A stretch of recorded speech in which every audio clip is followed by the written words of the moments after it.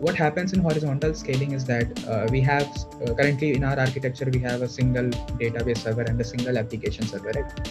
So what we will do is that we will introduce more application server, like more machine of same configuration to our system, so that the requests should be distributed. So now what will happen is that earlier only one application server were handling the request. Now 3 or 4 application server will handle the incoming load. So the load will get distributed. So suppose there are four requests or 5 requests can be handled at the same time by multiple servers. So that is one thing with the horizontal scaling. Another good thing with horizontal scaling is that it scales really well, because actually horizontal scaling doesn't have any limit, because you can introduce n number of application server in your system and there is no limitation. You need to be sure about how to distribute the load and you will be good with that. For horizontal scaling, you need to take care of 2 things. One thing is that now, since you have multiple application servers or machines introduced in your system, there will be network calls.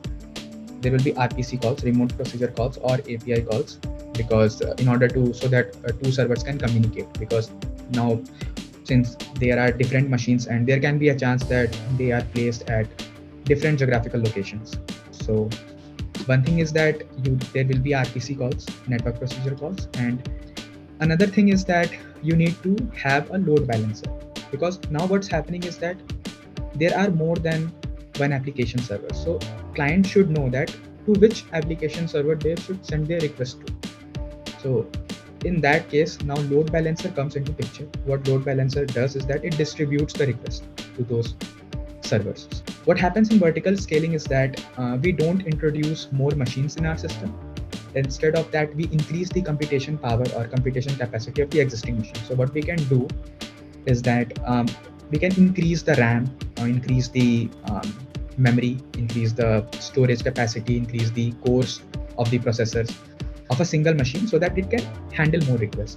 But vertical scaling, one thing with the vertical scaling is that it's hard to scale.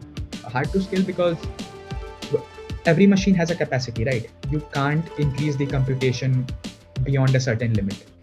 Like there is a limit on that, and that's why vertical scaling is not preferred much. If you are dealing with huge amount of load, there is a chance that your system can fail. Another disadvantage is that you have introduced a single point of failure. Even though you have a single machine, you have increased its computation capacity at a high extent, but still it's a machine, it's a hardware, right?